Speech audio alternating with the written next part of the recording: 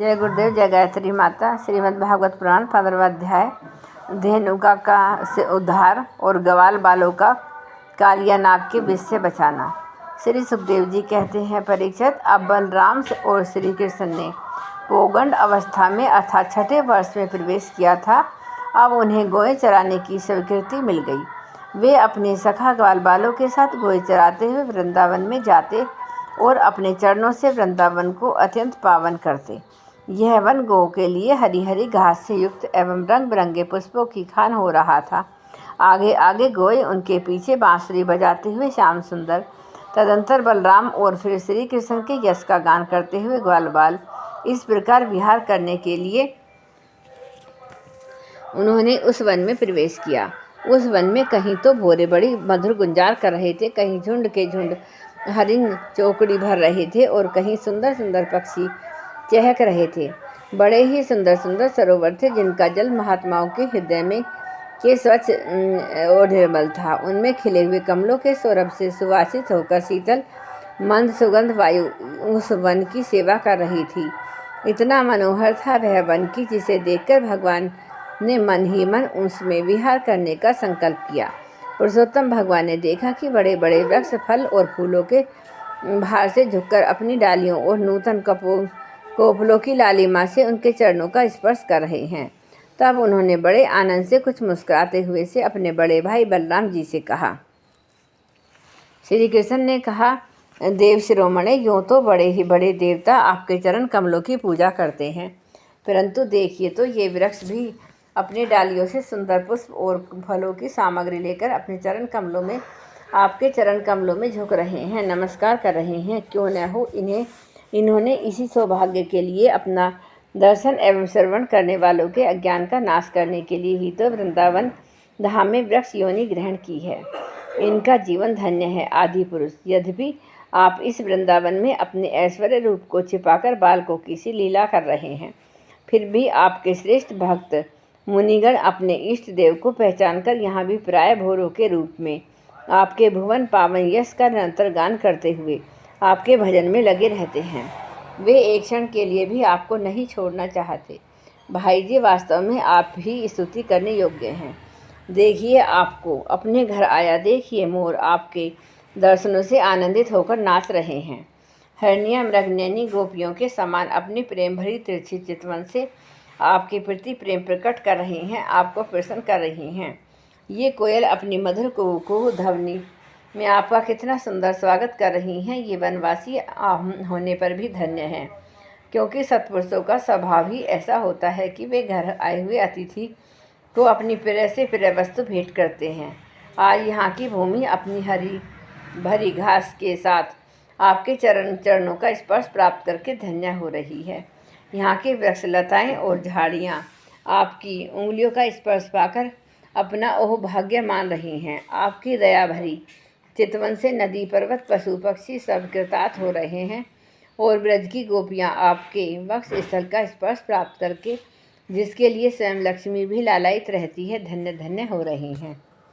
श्री सुखदेव जी कहते हैं, परीक्षित, इस प्रकार परम सुंदर वृंदावन को देखकर भगवान श्री कृष्ण बहुत ही आनंदित हुए।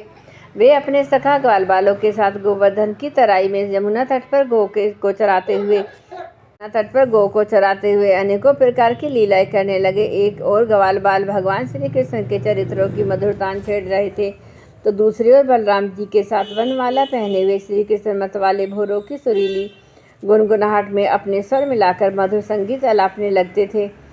कभी कभी श्री कृष्ण कूजते हुए राजहंसों के साथ स्वयं भी कूजने लगते और कभी नाचते हुए मोरों के साथ स्वयं भी ठुमक ठुमक कर नाचने लगते और ऐसा नाचते हैं कि मयूर को उपहासास्पद बना देते हैं। कभी मेघ के समान गंभीर वाणी दूर गए हुए पशुओं को उनका नाम ले लेकर बड़े प्रेम से पुकारते हैं। उनके कंठ की मधुर ध्वनि सुनकर गायों और ग्वाल बालों का चित्त भी अपने बस में नहीं रहता। कभी चकोर, क्रोंच, चकवा, भरदुल और मोर आदि पक्षियों की सी बोली बोलते, तो कभी बाघ, सिंह आदि की गर्जना से डरे हुए जीवों के समान स्वयं भी भयभीत की सी लीला करते।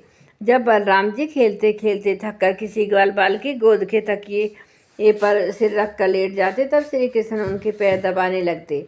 पंखा चलने लगते और इस प्रकार अपने बड़े भाई की थकावट दूर करते। जब ग्वाल बाल नाचने गाने लगते और ताल ठोक ठोक कर एक दूसरे से कुश्ती लड़ने लगते, तब श्याम और राम दोनों भाई हाथ में हाथ डालकर खड़े हो जाते और हंस हंस कर वाह वाह करते। कभी कभी स्वयं श्री कृष्ण जी ग्वाल बालों के साथ कुश्ती लड़ते लड़ते थक जाते और किसी सुंदर वृक्ष के नीचे कोमल पल्लवों की सेज पर किसी ग्वाल बालों की गोद में सिर रख कर लेट जाते। परीक्षित उस समय कोई कोई पुण्य के मूर्तिमान स्वरूप ग्वाल बाल महात्मा श्री कृष्ण के चरण दबाने लगते और दूसरे निष्पाप बालक उन्हें बड़े बड़े बड़े पत्तों या अंगोछियों से पंखा झलने लगते। किसी किसी के हृदय में प्रेम की धारा उमड़ आती तो वे धीरे धीरे उदास शिरोमणि परमन सभी श्री कृष्ण की लीलाओं के अनुरूप उनके मन को प्रिय लगने वाले मनोहर गीत गाने लगता। भगवान ने इस प्रकार अपनी योग माया से अपने ऐश्वर्य स्वरूप को छिपा रखा था। वे ऐसे लीलाएं करते थे जो कि ठीक ठीक ग्वाल बाल को किसी ही मालूम पड़ती थी। स्वयं भगवती लक्ष्मी उनके चरण कमलों की सेवा में संलग्न रहती हैं। वे ही भगवान इन ग्रामीण बालकों के साथ बड़े प्रेम से ग्रामीण खेल खेला करते थे। परीक्षित ऐसा होने पर कभी कभी उसकी ऐश्वर्यमय लीलाएं भी प्रकट हो जाया करती। वे ही भगवान इन ग्रामीण बालकों के साथ बड़े प्रेम से ग्रामीण खेल खेला करते थे। परीक्षित ऐसा होने पर भी कभी कभी उनकी ऐश्वर्यमयी लीलाएं भी प्रकट हो जाया करती थी। बलराम जी और कृष्ण के सखाओं में एक प्रधान गो बालक थे, श्री दामा। एक दिन उन्होंने तथा सुबल और अपने छोटे कृष्ण आदि ग्वाल बालों ने श्याम और राम से बड़े प्रेम के साथ कहा, हम लोगों को सर्वदा सुख पहुँचाने वाले बलराम जी, आपके बाहुबल का तो कोई था ही नहीं है। हमारे मनमोहन श्री कृष्ण, दुष्टों को नष्ट कर डालना तो तुम्हारा स्वभाव ही है। यहाँ से थोड़ी ही दूर पर एक बड़ा भारी वन है, बस उसमें 5 के 5 ताड़ के वृक्ष भरे पड़े हैं। वहाँ बहुत से ताड़ के फल पक पक कर गिरते रहते हैं और बहुत से पहले के गिरे हुए भी हैं, परंतु वहाँ धेनु को नाम का एक दुष्ट दैत्य रहता है। उसने उन फलों पर रोक लगा रखी है।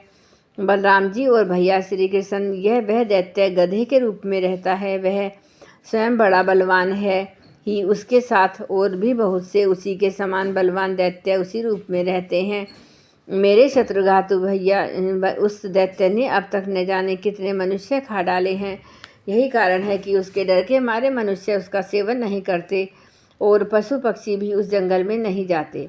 उसके फल हैं तो बड़े सुगंधित, परंतु हमने कभी खाए नहीं हैं। देखो न, चारों ओर उन्हीं की मंद मंद सुगंध फैल रही है। तनिक सा ध्यान देने पर उसका रस मिलने लगता है। श्री कृष्ण, उनकी सुगंध से हमारा मन मोहित हो गया है और उन्हें पाने के लिए मचल रहा है। तुम हमें वे फल अवश्य खिलाओ। दाऊ दादा, हमें उन फलों की बड़ी उत्कट अभिलाषा है। आपको रुचे तो वहाँ अवश्य चलिए। अपने सखा ग्वाल बालों की यह बात सुनकर भगवान श्री कृष्ण और बलराम जी दोनों हंसे और फिर उन्हें प्रसन्न करने के लिए उनके साथ ताल वन के लिए चल पड़े। उस वन में पहुंचकर बलराम जी ने अपनी बाहों से उन ताड़ के पेड़ों को पकड़ लिया और मतवाले हाथी के बच्चों के समान उन्हें बड़ी जोर से हिलाकर बहुत से फल नीचे गिरा दिए। जब गधे के रूप में रहने वाले दैत्य ने फलों के गिरने का शब्द सुना तो वह पर्वतों के साथ सारी पृथ्वी को कपाता हुआ उनकी ओर दौड़ा। वह बड़ा बलवान था। उसने बड़े वेग से बलराम जी के सामने आकर अपने पिछले पैरों से उनकी छाती में 2 लत्ती मारी और उसके बाद वह दुष्ट बड़े जोर से रेंकता हुआ वहाँ से हट गया। राजन, वह गधा क्रोध में भरकर फिर रेंकता हुआ दूसरी बार बलराम जी के पास पहुँचा और उनकी पीठ पर करके बड़े क्रोध से अपने पिछले पैरों की 2 लत्ती चलाई। बलराम जी ने अपने एक ही हाथ से उसके दोनों पैर पकड़ लिए और उसे आकाश में घुमाकर एक ताड़ के पेड़ पर दे मारा। घुमाते समय ही उस गधे के प्राण पखेरु हो गए थे। उसके गिरने की चोट से वह महान ताड़ का वृक्ष, जिसका ऊपरी भाग बहुत विशाल था, स्वयं तो तड़तड़ा कर गिर ही पड़ा। सटे हुए दूसरे वृक्ष भी उसकी तोड़ डाला। उसने तीसरे को, तीसरे ने चौथे को, इस प्रकार एक दूसरे को गिराते हुए बहुत से ताड़ वृक्ष गिर गए। बलराम जी के लिए तो यह एक खेल था, परंतु उनके द्वारा फेंके हुए गधे के शरीर से चोट खा कर वहाँ सब के सब ताड़ हिल गए। ऐसा जान पड़ा कि मानो सबको झंझावत ने झकझोर दिया। भगवान बलराम स्वयं जगदीश्वर हैं। उनमें यह सारा संसार ठीक वैसे ही ओतप्रोत है जैसे सूतों में वस्त्र। तब भला उनके लिए वह कौन आश्चर्य की बात है। उस समय धेनुकासुर के भाई बंधु अपने भाई के मारे जाने के क्रोध से मारे गए आग बबूला हो गए थे। सबके सब गधे बलराम जी और श्री कृष्ण बड़े वेग से टूट पड़े। राजन, उनमें से जो पास आया उसी उसी को बलराम जी और श्री कृष्ण ने खेल खेल में ही पिछले पैर पकड़कर ताड़ वृक्षों पर दे मारा। उस समय वह भूमि ताड़ के फलों से फट गई थी और टूटे हुए वृक्ष तथा दैत्यों के प्राणहीन शरीरों से भर गई थी। जैसे बादलों से आकाश ढक गया, उसी भूमि की वैसी ही शोभा होने लगी। बलराम जी और श्री कृष्ण की यह मंगलमयी लीला देखकर देवतागण उन पर फूल बरसाने लगे और बाजे बजाकर स्तुति करने लगे। जिस दिन धेनुकासुर मारा, उसी दिन से लोग निडर होकर उस वन के ताल फल खाने लगे और पशु भी स्वच्छंदता के साथ घास चरने लगे।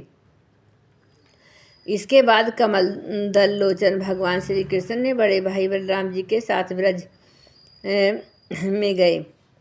क्यों न हो, भगवान की लीलाओं का श्रवण कर कीर्तन का सबसे बढ़कर पवित्र जो है। उस समय की श्री कृष्ण की घुंघराली अलकों पर गोओं के खुरों से उड़ उड़कर धूली पड़ी हुई थी। सिर पर मोरपंख का मुकुट था और बालों में सुंदर सुंदर जंगली पुष्प गुथे हुए थे। उनके नेत्रों में मधुर चितवन और मुख पर मनोहर मुस्कान थी। वे मधुर मधुर मुरली बजा रहे थे और साथ ही ग्वाल बाल उनकी ललित कीर्ति का गान कर रहे थे। वंशी की ध्वनि सुनकर बहुत सी गोपियाँ एक साथ ही व्रज में बाहर निकल कर आईं। उनकी आंखें न जाने कब से श्री कृष्ण के दर्शन के लिए तरस रही थी।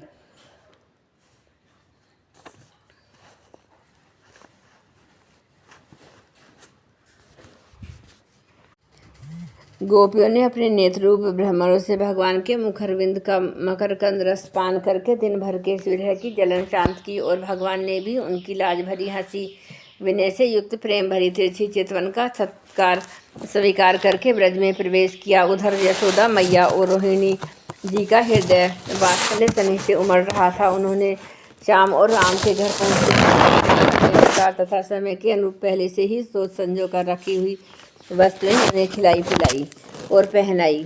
माताओं ने तेल उपटन आदि लगाकर स्नान कराया। इससे उनकी दिन भर घूमने फिरने की मार्ग की थकान दूर हो गई।